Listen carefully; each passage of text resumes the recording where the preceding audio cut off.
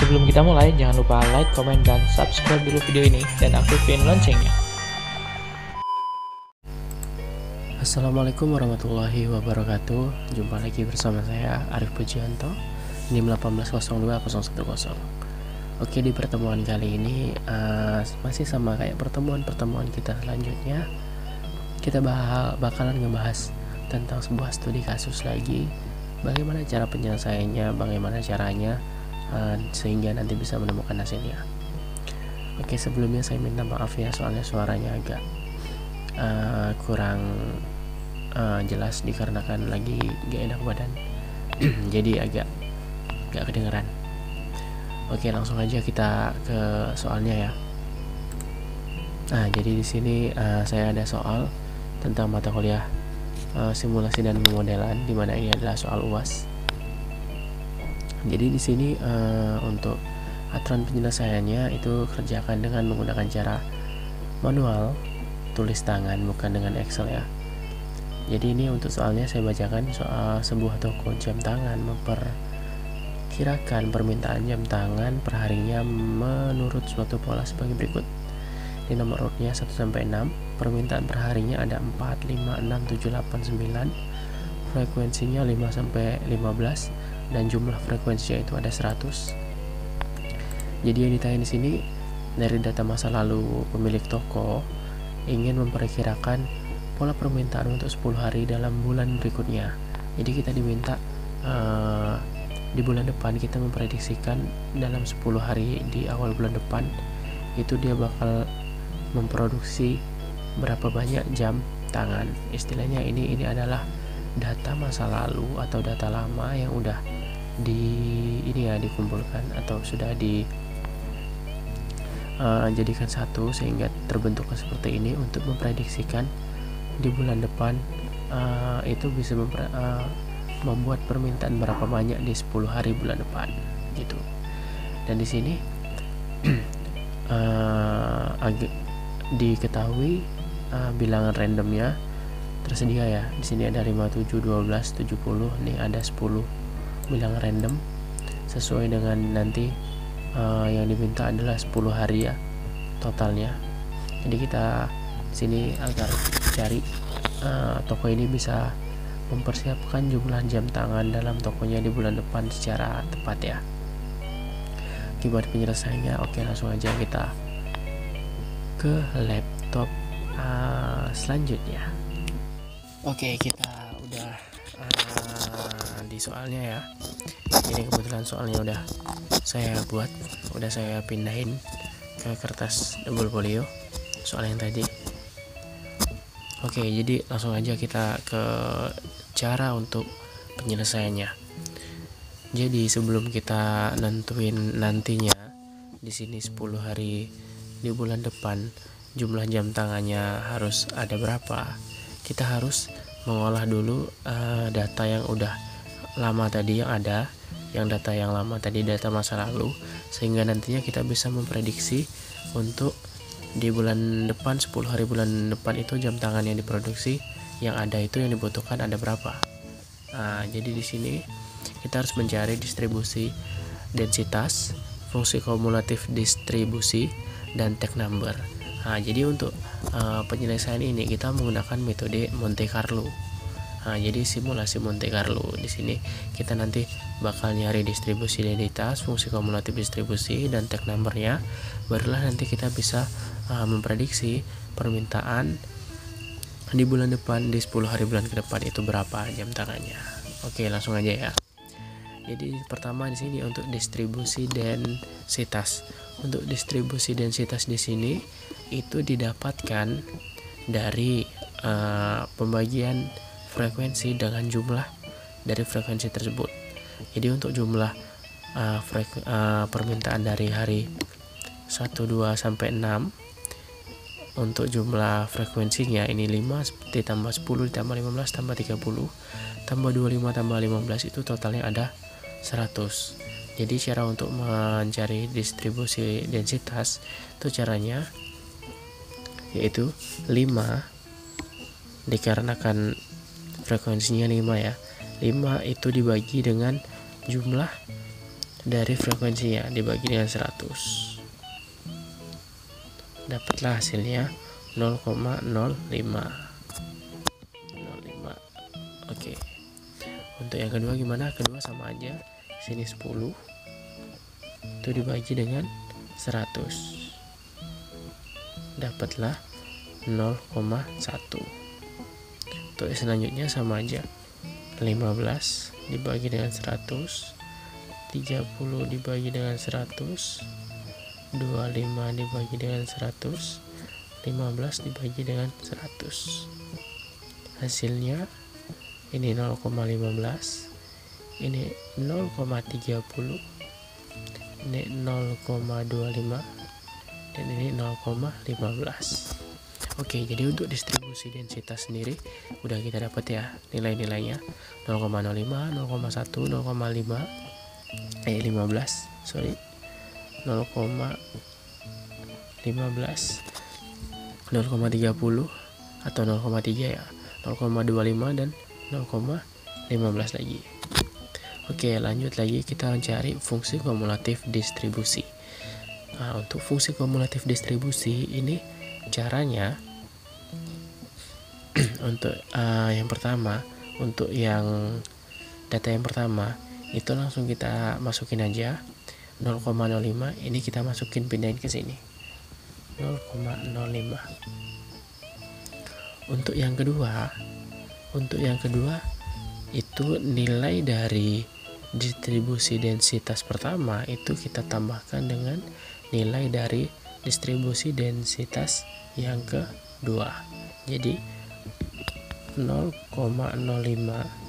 itu ditambah dengan 0,1. Hasilnya berapa? 0,15. Yang pertama kenapa nggak kita tambah? Dikarenakan dia nggak ada lagi angka sebelumnya atau data sebelumnya, jadi nggak perlu kita tambah, jadi langsung kita masukin aja. Untuk yang selanjutnya sama aja, cuman bedanya yang ditambah ini adalah hasil dari data yang kedua tadi. Jadi 0,15 ini kita pindahin, atau kalau nggak ribet sih dia sama aja kayak data yang ini data apa ya, yang atas yang setelah hasil penjumlahan langsung kita pindahin aja ke bawah, langsung kita tambahin dengan distribusi densitasnya gitu. Ini kita tambah lagi 0,15, jadi hasilnya 0,30. Lanjut lagi 0,30 ditambah 0,30 karena ini 0,30 ya, 0,60. Lanjut lagi 0,60 ditambah 0,25 sama dengan 0,85. 0,85 ditambah 0,15 hasilnya 1, sama kayak hasil jumlah tadi. Oke, jadi kalau udah fungsi kumulatif distribusi udah keisi, kita lanjut ke tag number. Nah, di sini untuk tag number sendiri ini lebih ke kayak range ya, range dimana nilai awal menuju nilai maksimal ataupun nilai tertinggi di fungsi kumulatif distribusi. Jadi kayak yang pertama ini, data pertama, nilai tertingginya kan 0,05 dikarenakan cuma dia sendiri. Otomatis untuk tag number itu kan kita mulai dari angka 0. Jadi kita tinggal buat aja di sini 00 sampai ke 05. Ini kita buletin ya. Kita jadiin angka yang lebih besar yang bulat. Ini nanti kita jadi 15, 30, jadi 60, jadi 85, jadiin 100. Jadiin angka bulat. Nah, jadi untuk yang data yang kedua itu nilai maksimalnya 15. Jadi kita tulis dulu sini 15. Nah, dan untuk nilai minimalnya itu kita ambil dari tag number sebelumnya tuh, cuman bukan dari angka 05 ya, dikarenakan angka yang udah dipakai itu nggak kita pakai lagi. Jadi kita mulai dari di sini 06 ya, 06. Untuk yang selanjutnya sama aja, ini kita mulai dari berarti 16, di sini 30, di sini kita mulai dari 31, di sini sampai ke 60 nilainya paling tinggi. Di sini kita mulai dari 61 sampai ke 85, dan di sini kita mulai dari 86 sampai ke 100. Jadi gitu untuk ngisi tag numbernya. Jadi ini untuk yang data lama, datanya udah kita olah, udah kita isi semua. Nanti barulah kita bisa memprediksi ke dari soal yang ditanya tadi. Ini baru kita isi. Gitu. Oke, jadi kita setelah selesai menyelesaikan yang pengolahan data lama tadi, data masa lalu, kita langsung bisa mengerjakan pertanyaan dari soal tadi. Jadi permintaan di 10 hari ke depan, bulan depan itu jam tangan yang harus dipersiapkan itu jumlahnya ada berapa di hari pertama, kedua, ketiga, keempat, kelima, dan 6. Oke, di sini kita udah mendapatkan salah satu petunjuk ya, dimana untuk nilai randomnya udah ditentukan di sini 57, 70, 38 sampai ke 90. Sebenarnya ini nilai random ini sebelumnya adalah angka desimal ya, angka desimal atau angka berkoma. Ini udah dibulatkan ke bentuk yang bulat ya, dimana untuk nilai random ini didapatkan dengan Microsoft Excel. Nilai random itu diacak sama Microsoft Excel sehingga didapatkan nilai ini untuk melakukan prediksi permintaan. Nah, jadi di sini kita udah tahu nih, udah gampang. Nanti untuk nilai ini dapatnya dari mana nanti bisa saya bahas di pertemuan selanjutnya. Oke, jadi di sini langsung aja ya, kita tinggal isi aja. Untuk di hari permintaan pertama itu jumlah jam tangan yang dibutuhkan itu berapa? Kita bisa lihat dari nilai random. Nilai randomnya sini adalah 57. Jadi 57 ini kita lihat berdasarkan tag number. 57 ini berada di rank yang mana? 57 berada di rank 31 sampai ke 60. 31 sampai 60 sendiri itu data yang keempat, permintaan keempat ya, dimana untuk data yang keempat ini dia permintaannya ada 7 ya, ada 7 jam tangan ini jatuhnya, per harinya ada 7 jam tangan. Jadi otomatis untuk di hari pertama ini prediksinya nanti itu akan jumlah jam tangannya ada 7. Oke. Untuk yang kedua 12 berada di rank 6 sampai 15. Itu ada 5 permintaan jam tangan. Jumlahnya ada 5 di hari kedua. Itu untuk prediksi di hari kedua. Prediksi ketiga di mana? 70 itu berada di rank 61 sampai 85. Ada 8. Berarti kita isi 8. Selanjutnya dari 38 dari 31 sampai 60 ada 7. Lanjut lagi 91 itu di rank yang paling terakhir ya, 8 sampai 100 ada 9.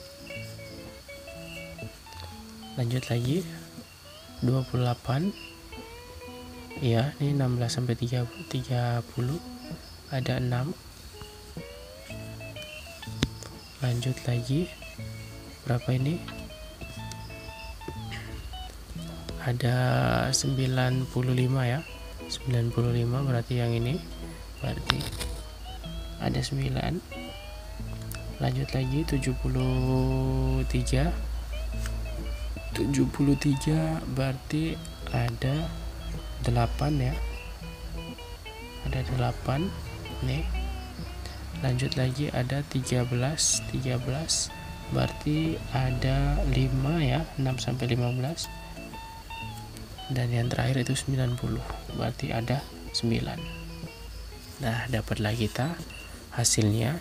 Jadi untuk 10 hari ke depan di bulan depan itu prediksinya di hari pertama itu ada 7 jam tangan, di hari kedua ada 5, hari ketiga ada 8, hari keempat ada 7, 9, 6, 9, 8, 5, dan 9 di hari ke 10.